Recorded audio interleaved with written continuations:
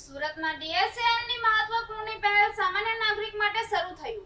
કાનૂની સહાય, help desk મળશે મફત કાનૂની માર્ગદર્શન, વકીલ સેવા અને કેસ સંબંધિત જરૂરી સહાય. સુરત જિલ્લામાં સામાન્ય નાગરિકોને કાનૂની સહાય સરળતાથી મળી રહે તે માટે જિલ્લા કાનૂની સેવા સત્તામંડળ એટલે કે DLSA દ્વારા મહત્વપૂર્ણ પહેલ હાથ ધરવામાં આવી છે.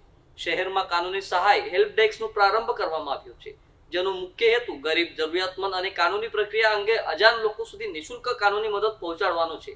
આ હેલ્પ ડેસ્ક મારફતે નાગરિકોને મફત વકીલ સેવા, જામીન મેળવવા માટે માર્ગદર્શન, કેસની હાલની સ્થિતિ વિશે માહિતી તેમજ વિવિધ કાનૂની મુદ્દાઓ પર સલાહ અને સહાય ઉપલબ્ધ કરવામાં આવશે. ઘણીવાર સામાન્ય લોકો કાનૂની પ્રક્રિયાની જટિલતાઓને કારણે મુશ્કેલીમાં મુકાઈ જતા હોય છે, ત્યારે આ સેવા તેમને યોગ્ય માર્ગદર્શન અને સહાય પૂરી પાડવામાં મહત્વપૂર્ણ સાબિત થશે. અધિકારીઓએ જણાવ્યું હતું કે ખાસ કરીને આર્થિક રીતે નબળા વર્ગના લોકો, મહિલાઓ, વડીલો અને જરૂરિયાતમંદ નાગરિકો માટે આ હેલ્પ ડેસ્ક ખૂબ જ ઉપયોગી રહેશે. અહીં લોકો પોતાના કેસ સંબંધિત પ્રશ્નો પૂછી શકશે અને નિષ્ણાતો દ્વારા તેમને યોગ્ય કાનૂની માર્ગદર્શન આપવામાં આવશે. સાથે જ નાગરિકોને લોક અદાલત, મફત કાનૂની સહાય યોજના અને કાનૂની હક્કો અંગે પણ માહિતી આપવામાં આવશે. જિલ્લા કાનૂની સેવા સત્તામંડળની આ પહેલથી ન્યાય પ્રક્રિયાને વધુ સરળ અને લોકો સુધી પહોંચાડવાનો પ્રયાસ કરવામાં આવ્યો છે. સ્થાનિક નાગરિકોમાં પણ આ પહેલને લઈને સકારાત્મક પ્રતિસાદ જોવા મળી રહ્યો છે અને લોકોમાં આશા વ્યક્ત કરવામાં આવી રહી છે કે આ હેલ્પ ડેસ્કના માધ્યમથી જરૂરિયાતમંદોને સમયસર કાનૂની સહાય મળી શકશે. નેશનલ લીગલ સર્વિસ ઓથોરિટી તેમજ ગુજરાત રાજ્ય કાનૂની સેવા સત્તામંડળની અનુસરમાં જિલ્લા કાનૂની સેવા સત્તામંડળ સુરતના અધ્યક્ષ અને માનનીય મુખ્ય જિલ્લા ન્યાયાધીશ શ્રી રાહુલ ત્રિવેદી સાહેબની માર્ગદર્શન અને દોરવણી મુજબ આજરોજ અહીં લાજપોર મધ્યસ્થ જેલ ખાતે કાનૂની સહાય હેલ્પ ડેસ્કનો શુભારંભ કરવા જઈ રહ્યા છીએ.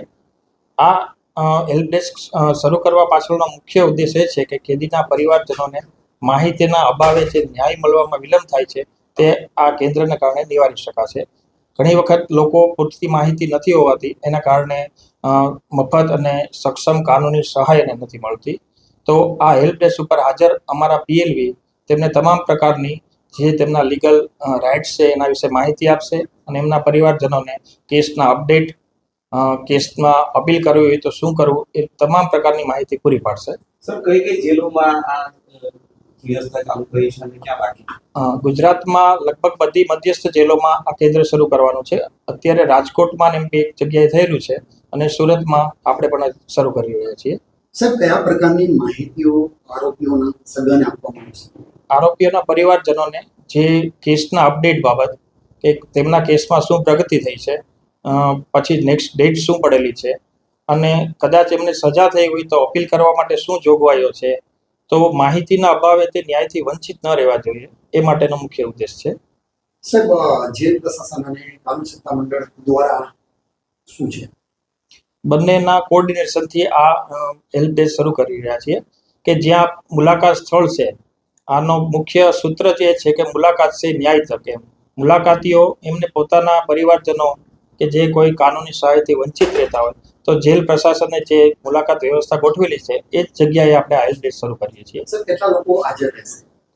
ત્યાં અમારા એક PLV ત્યાં હાજર રહેશે અને મુલાકાતનો જે સમય છે એ દરમિયાન જે મુલાકાતીઓ હોય છે, કેદીઓને મળતા હોય છે, ત્યારે એમને માર્ગદર્શન પૂરું પાડશે કોઈ પણ લીગલ બાબતમાં.